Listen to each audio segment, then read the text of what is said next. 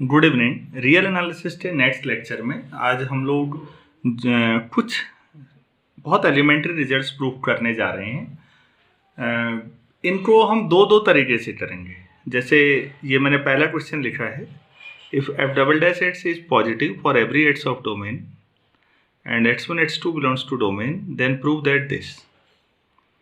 Basically derivative के लिए interior point की बात होनी चाहिए। तो इंटीरियर पॉइंट ही आप समझ लीजिएगा कि वहाँ पर जहाँ डेरिवेटिव है तो फिर x1 x2 में ये आइडेंटिटी हमेशा होती है। कोई भी दो डिफरेंट x1 x2 ले लें तो कल हमने जो f डबल डेरिवेटिव जो है दो बार डिफरेंशिएबल है, तो हमने लैग्रेंजेज मीन वैल्यू थ्योरम को थोड़ा सा आगे बढ़ाया था डबल डेरिवेटिव तक, और हम उसी पैटर्न पे आज भी चल रहे हैं।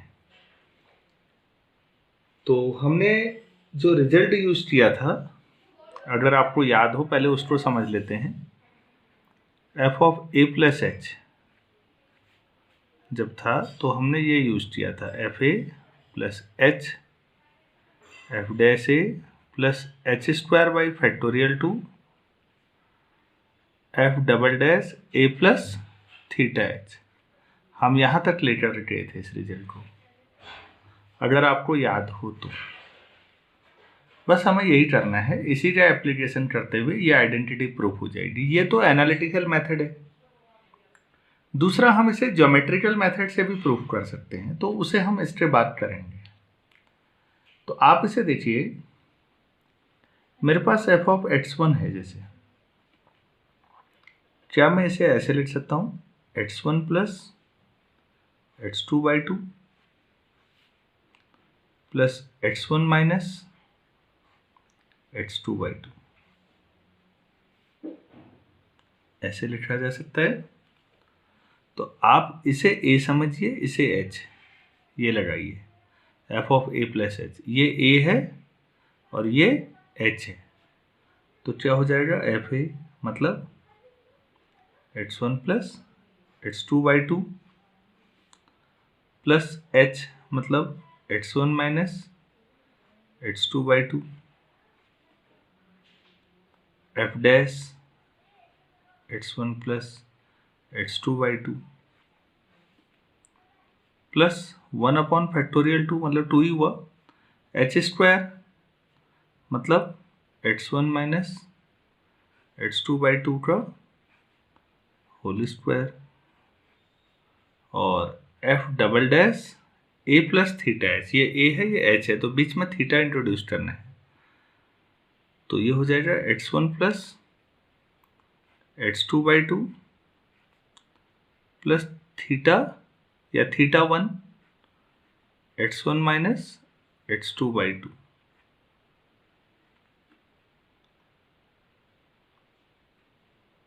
पहले एक ब्रैकेट तो यहीं आएगा, एक और आएगा,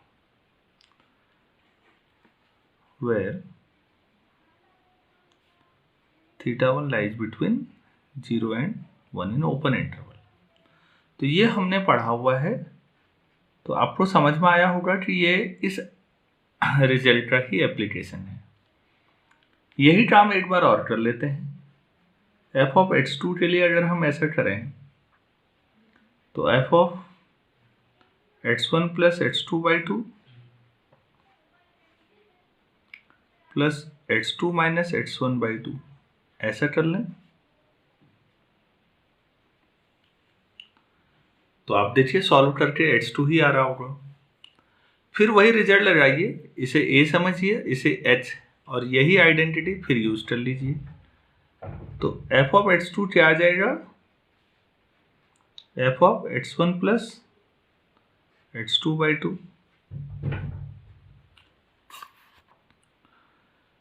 एफ ए प्लस h मतलब x2 minus x1 by 2 f dash x1 plus x2 by 2 plus 1 upon factorial 2, 2 ही हो जाएगा, x2 minus x1 by 2 whole square f double dash x1 plus x2 by 2 plus theta 2 ले लेते हैं, x2 minus x1 by 2।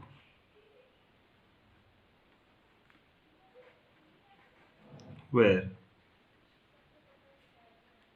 theta 2 belongs to open interval 0 to 1। उम्मीद है आपको ये समझ में आया होगा। केवल अगर आपको ये रिजल्ट पिछले बार हमने प्रूव किया है लास्ट लेक्चर में, अगर आपको ये समझ में आ रहा है तो आप ये देखेंगे मीन वैल्यू थ्योरम से यहाँ तक हम कैसे पहुँचे। और आज हम अगर समय मिलता है तो हम टेलर्स थ्योरम पे nth डेरिवेटिव तक कैसे पहुँचते हैं, इसी से हम आज ये देखेंगे। तो पहले आपको ये तो समझ में आ ही रहा होगा। तो अगर दोनों को ऐड कर लें तो अब आप ये देखिएगा, फर्स्ट टर्म तो दोनों में सेम है, सेकेंड टर्म इक्वल और अपोजिट है। देखिए x1 माइनस x2 बाई 2 है, अगर वही लिखें तो माइनस बाहर आ जाएगा, तो सेकेंड टर्म कैंसिल हो जाएगी, जगह कम है तो मैं उसे नहीं लिखूंगा। थर्ड टर्म ऐड हो जाएगी, क्यों? चाहे x1 माइनस x2 का होल स्क्वायर हो या x2 minus x1 whole square, वो तो बराबर ही आना है। तो अब ये हो जाएगा इक्वेशन 1 प्लस इक्वेशन 2 अगर आप करें तो fx1 plus fx2 equal to 2 times f of x1 plus x2 by 2 plus of x1 minus x2 whole square upon 8, और अंदर मैं ऐसे लिख दे रहा हूँ f double dash of something plus f double dash of something. यहाँ आप समझ रहे होंगे, बेसिकली समझना ज़्यादा महत्वपूर्ण है। हम ऐसा लिख सकते हैं, ठीक है, f डबल डैश ऑफ ये पहले इक्वेशन का एक्सप्रेशन है, ये दूसरी इक्वेशन का एक्सप्रेशन है। आपने जो क्वेश्चन में पढ़ा था शुरू में, हम उसे देखते हैं तो वहाँ क्या लिखा हुआ था, f डबल डैश एट्स पॉजिटिव है सभी एट्स पर, हर पॉइंट पर। तो देखिए प्लीज, ये भी पॉजिटिव है, ये भी पॉजिटिव है और ये भी पॉजिटिव है। x1 x2 हम डिफरेंट मान के चल रहे हैं, तो होल स्क्वायर हमेशा ही पॉजिटिव, तो ये टर्म हमेशा पॉजिटिव है। तो अब आप खुद समझिए, इस एक्सप्रेशन में कुछ पॉजिटिव जोड़ा गया तब बराबरी है। देखिए लेफ्ट हैंड साइड और राइट हैंड साइड कब बराबर है, जब आपने इसके साथ ये पॉजिटिव जोड़ा है। तो आप भी समझते हैं किसी संख्या में, किसी एक्सप्रेशन में ये पॉजिटिव जोड़ के बराबरी आ रही है, तो अगर ये हटा दूं तो फिर बड़ा कौन होगा? लेफ्ट हैंड साइड बड़ा हो जाएगा। आप समझ रहे हैं, मैं फिर बोल रहा हूं, अभी बराबरी कब है, जब आपने राइट हैंड साइड में इसके साथ ये पॉजिटिव जोड़ा है। तो इतना पॉजिटिव अगर मैं हटा दूं तो फिर क्या हो जाएगी, इक्वलिटी इनइक्वलिटी में कन्वर्ट हो जाएगी और ये एक्सप्रेशन बड़ा बन जाएगा। बस हो गया, प्रूफ हो गया। तो देखिए, since f double dash x is greater than 0 and x1 minus x2 whole square is positive for every x1 is not equal to x2। अगर x1 x2 डिफरेंट है तो स्क्वायर पॉजिटिव ही होगा, तो ये पॉजिटिव है पूरा एक्सप्रेशन। आप समझ रहे होंगे, तो फिर इसमें इतना पॉजिटिव जोड़ के बराबरी है। क्लियर है? तो अगर ये हटा दें तो फिर लेफ्ट साइड बड़ी बन जाएगी। This implies fx1 plus fx2 greater than 2 times f of x1 plus x2 by 2। 2 इधर ले आइए, हो गया प्रूफ। और f of x1 plus x2 by 2 less than fx1 plus fx2 upon 2। इसे कई बुक्स में जेनसन इनइक्वलिटी भी कहते हैं।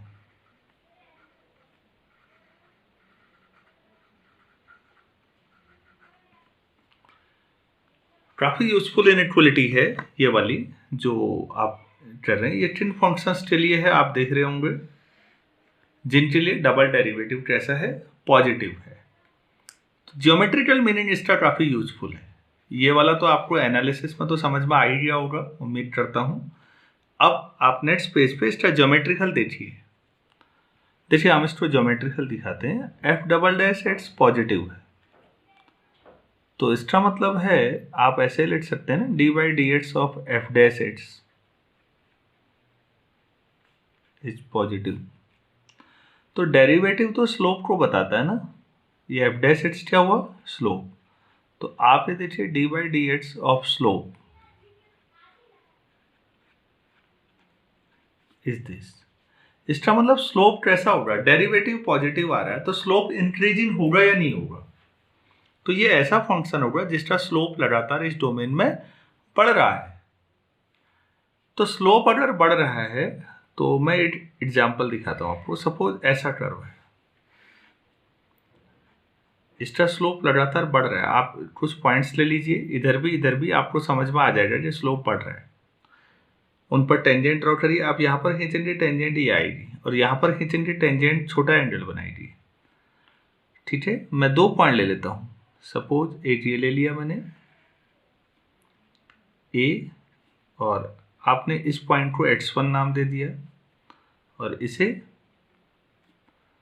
x2 नाम दे दिया। और सपोज ये जो कर्व है y इक्वल टू एफ एट्स है, बहुत आसान है।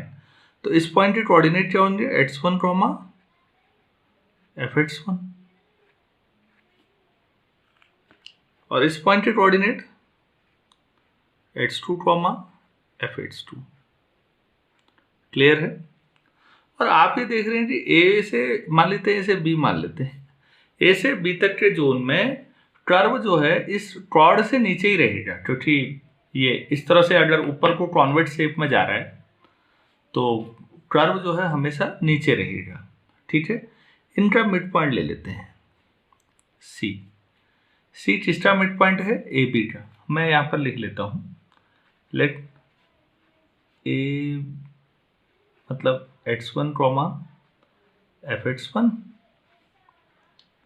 and b x2, fx2 be 2 points on y equal to fx. Let C be midpoint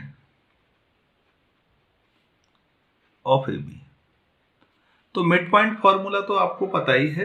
तो सी के कोऑर्डिनेट क्या होंगे, सो सी के कोऑर्डिनेट हम लिख सकते हैं x1 प्लस x2/2 और fx1 प्लस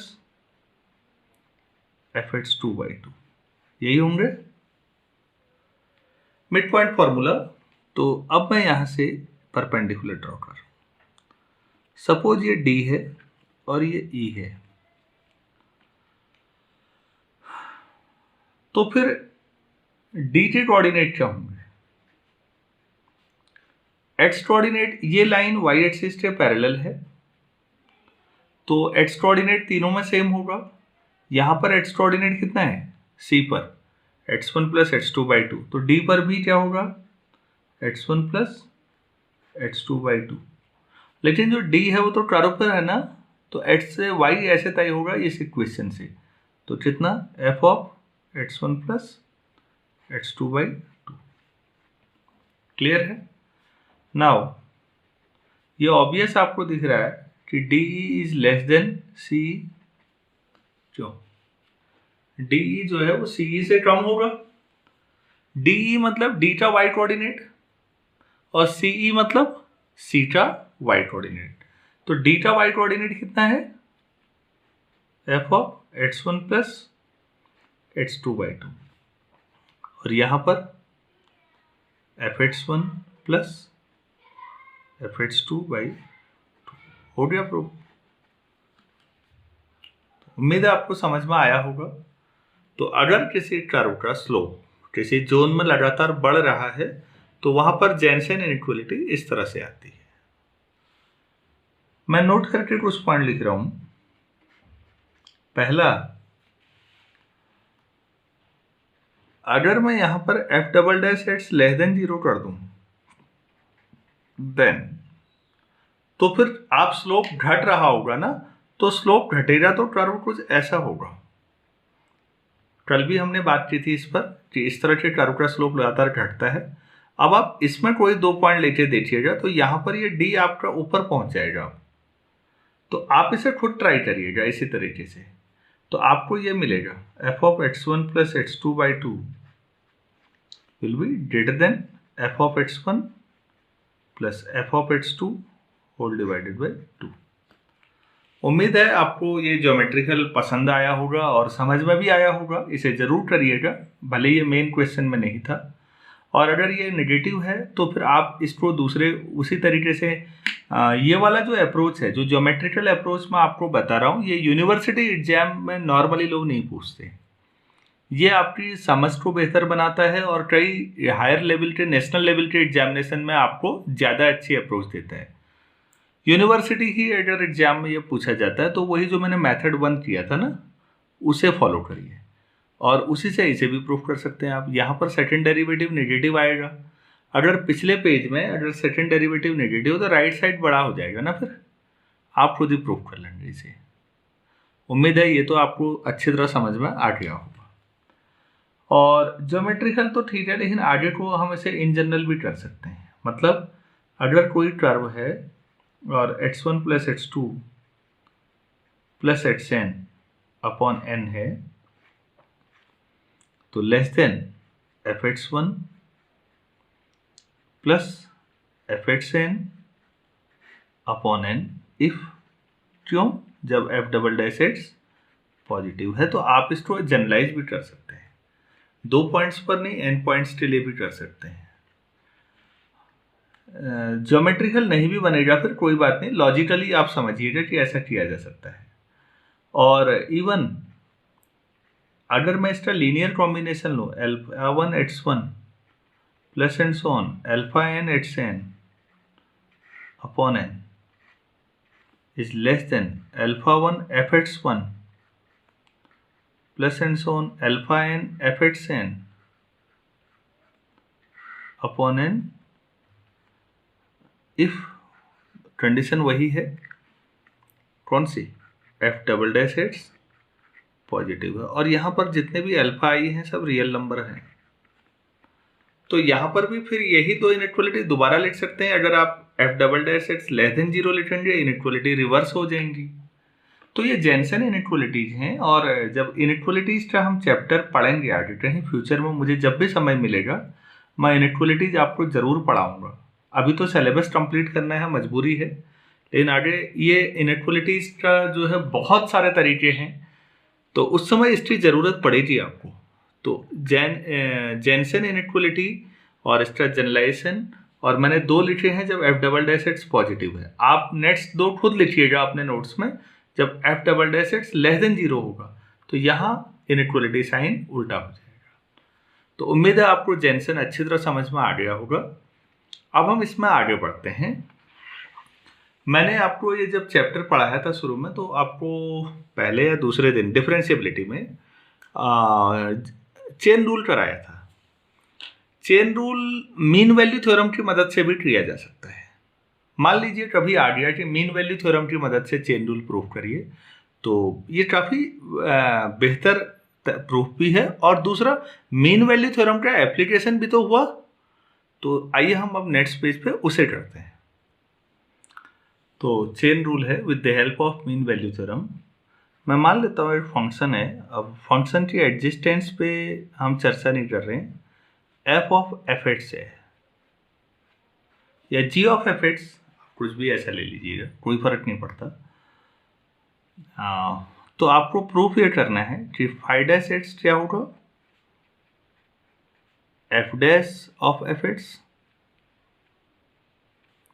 और फिर f डैश एक्स, यही होता है। तो हम इसे प्रूफ करते हैं। तो मैं ऐसा करता हूं, जो एफ एक्स था उसको कुछ मान लेता हूं, सपोज t।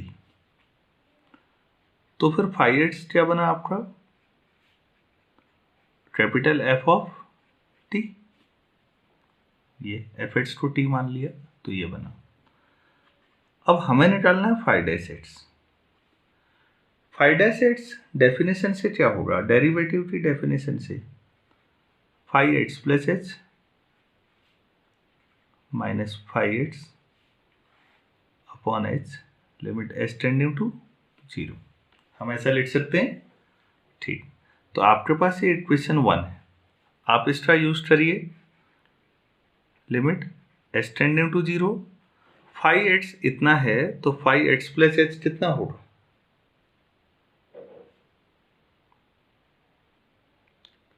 5h ये है, इसी में सोचिए, यहाँ पर t में कन्फ्यूजन हो जाएगा आपको।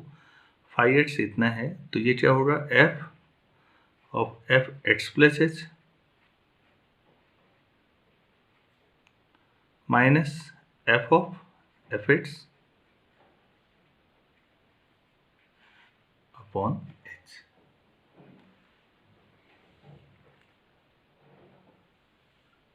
ठीक है, हम लोग इसे इक्वेशन नंबर 2 करते हैं। अब मीन वैल्यू थ्योरम आप लगा लें। From mean value theorem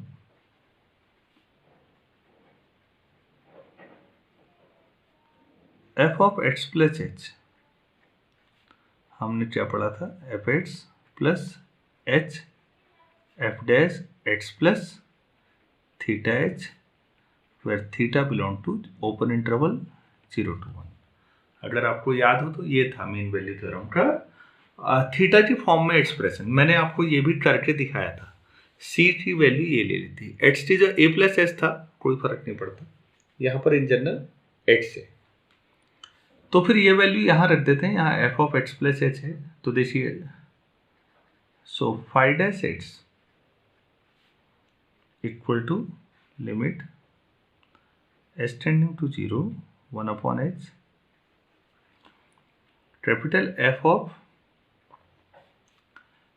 x plus h की वैल्यू ये रख देते हैं, fx plus h f dash x plus theta h minus f of fx और फिर पूरा ब्रैकेट। उम्मीद है आपको यहां तक समझ में आया होगा।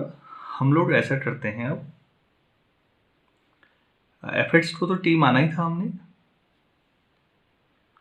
और इसे कुछ और मान लेते हैं।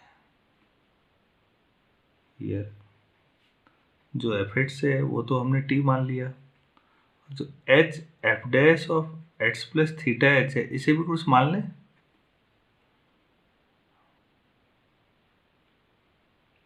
u मान लेते हैं से, ठीक है, कुछ भी ऐसा एक्सप्रेशन, इसे कुछ अलग मान लेते हैं। तो फिर 5 डैश h क्या आ गया आपके पास? Limit h tending to 0 1 upon h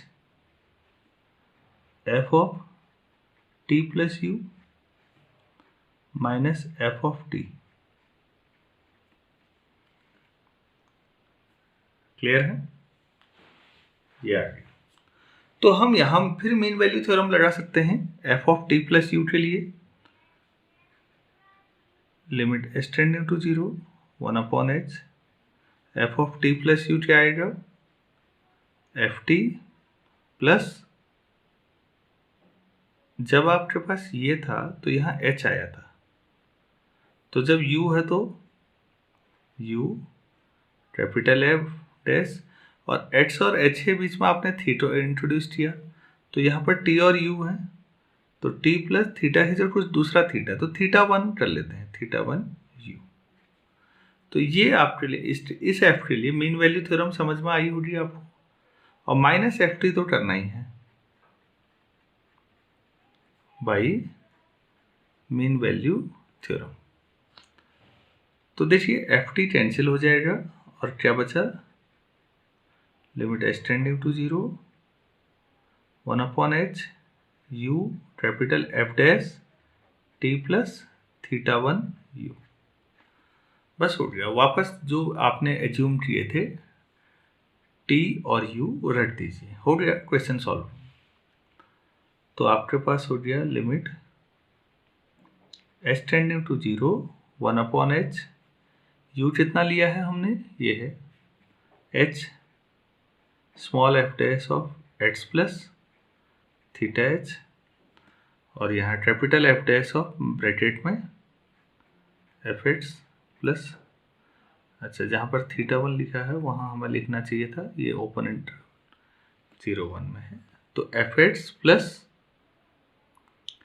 theta one u3 over h f dash of h plus theta h।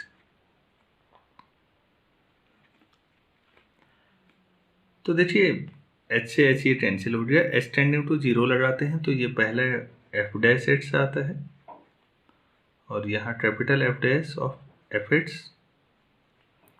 और h टेंडिंग टू 0 में ये एक्सप्रेशन 0 की तरफ जाएगा तो आपके पास यही रह जाएगा 5 डैश h। तो यही चेन रूल था और ये चेन रूल को प्रूफ करने में हमने 2 जगह मीन वैल्यू थ्योरम का यूज किया है।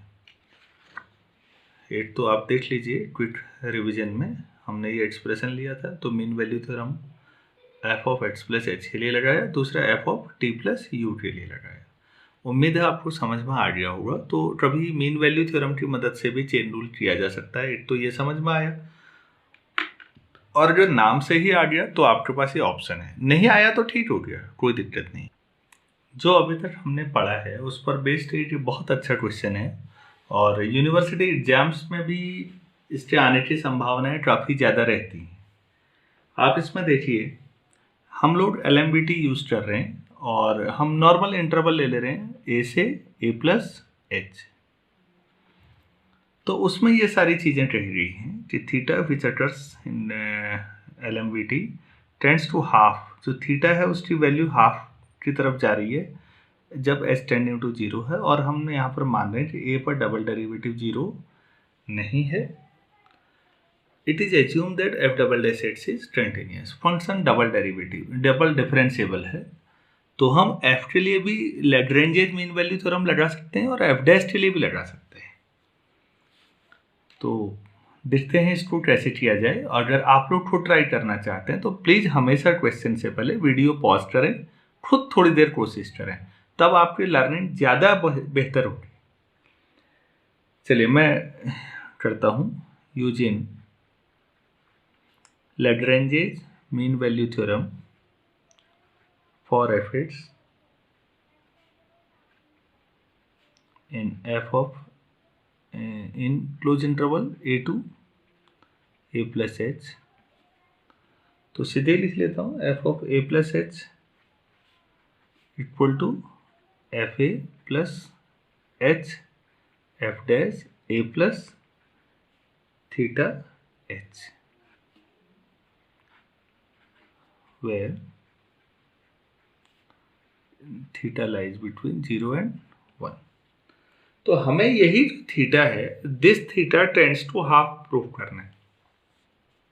थीटा तो हो गया और हमने कहा थीटा ओपन इंटरवल में है। तो अभी हमने थ्योरम यूज की थी सेकंड डेरिवेटिव तक के लिए। हम बेसिकली एफ डबल डैश अभी हमने जो जेनसन इनइक्वालिटी प्रूफ की थी वहाँ भी यूज किया था।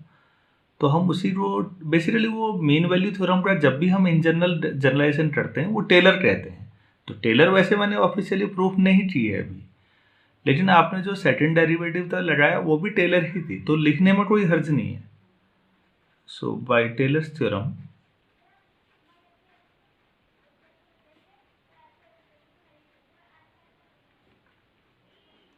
F of a plus h equal to f a plus h f dash a plus h square by factorial two f double dash a plus theta one h कर लीजिए, कोई नया थीटा, इसे सेकेंड इक्वेशन मान लीजिए, where theta one also lies between 0 and 1।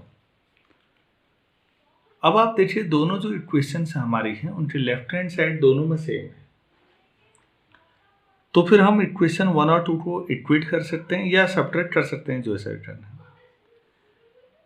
ना। Equation 1 minus 2 कर लेते हैं। चलिए इक्वेशन 1 माइनस इक्वेशन 2, तो ये कैंसिल हो गया, 0 आ गया, एफ ए भी कैंसिल हो जाएगा, H f dash a plus theta h minus H f dash A minus H square by factorial two f double dash a plus theta one H.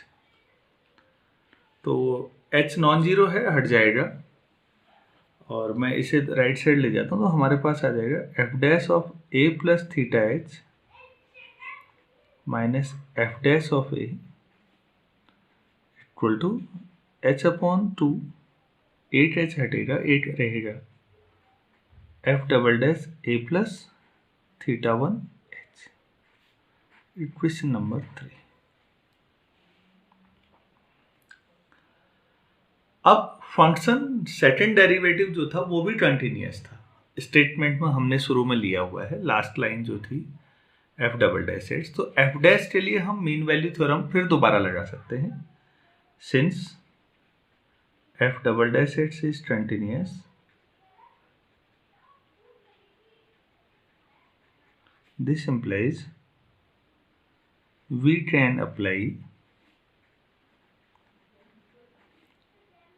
Lagrange's mean value theorem for f dash also in the same interval a से a plus h। तो मैं f dash of a plus theta h minus f dash a अगर लगाऊं तो क्या होगा, आप सोचिए, ये x प्लस इसको एक ही टर्म समझिए। तो अब आप क्या लिखेंगे उससे पहले हो सकता है आपको कंफ्यूजन हो, तो मैं फिर मेन वैल्यू थ्योरम रफ में थोड़ा सा लिखते हूँ, f of a plus h minus F A H f dash of a plus theta H. ये है, ये एफ डैश के लिए लगाना है। तो आप जहां एच है वह यहां क्या है, थीटा एच है, माइनस एफ डैश। तो अब देखिए, जब h यहां था तो यहां h आया ना, तो यहां थीटा h है, तो यहां बाहर क्या आएगा, एफ डैश अंदर a plus some theta 1 of theta h। जो नया थीटा 1 आप इंट्रोड्यूस, थीटा 2 कर लीजिए, sorry, lies between 0 and 1। Please, आपको प्रॉब्लम है, थीटा एच को आप H1 मान के कर लो ना एक बार, थीटा एच जहां जहां H1, तो H1 यहां आएगा और यहां आएगा, यही है H1, बस ये आ जाएगा। तो अब आपके पास फोर्थ इक्वेशन है ये। अब आप देखिए, आपके थर्ड और फोर्थ में लेफ्ट हैंड साइड सेम है, फिर वही बात, या तो सब्ट्रैक्ट कर दीजिए या इक्वेट कर दीजिए, जो करना हो। तो from 3 and 4 we did, दोनों साइड लेफ्ट हैंड साइड दोनों के बराबर है तो राइट भी बराबर होंगी। तो लेफ्ट क्या है, राइट क्या है, पहले h/2 f double dash a plus theta 1h equal to यहाँ क्या है, थीटा h f double dash a plus theta 2 theta h। Clear है? तो h तो कैंसिल हो गया, पॉजिटिव होता है, तो थीटा कितना आ गया, theta equal to 1/2 into f double dash a plus theta 1h upon f double dash a plus theta 2 theta h। हम ऐसा लिख सकते हैं। अब आप खुद देखिए, अगर मैं इसमें इफ s टेंडिंग टू 0 लगा दूं लिमिट, राइट हैंड साइड में देखिए s टेंडिंग टू 0, तो ये एफ डबल डैश ए अपॉन एफ डबल डैश ए आया। इसीलिए उन्होंने क्वेश्चन में लिखा था कि F double dash A should be non zero. तो ये नॉन जीरो है तो फिर ये डिवाइड करके 1 आ जाएगा, तो थीटा कहाँ को चले जाएगा, 1/2। यही करना था कि अगर s टेंड्स टू 0 हो तो थीटा टेंड्स टू 1/2 होगा। तो उम्मीद है आपको ये समझ में आया होगा। ये कुछ बेसिक हमारे जो रिजल्ट्स थे उन पर बेस्ड था। इसी क्वेश्चन का हम जनरलाइजेशन पे करेंगे बाद में, लेकिन अब इससे आगे बिना टेलर थ्योरम के बढ़ना संभव नहीं है। तो नेक्स्ट लेक्चर में मैं आपको Taylor theorem different remainder form के साथ, Cauchy remainder form, Lagrange remainder form, उनके साथ टेलर थ्योरम कराऊंगा। और उसके बाद हम इसी क्वेश्चन को nth तक ले जाएंगे और हम देखेंगे कि उस क्वेश्चन का ये सवाल पर्टिकुलर केस कैसे बनता है। अभी जितना किया है आपने उसको अच्छी तरह मेंटेन करिए, रिवाइज करिए। नेक्स्ट लेक्चर में हम लोग टेलर थ्योरम पे बात करेंगे। Thank you.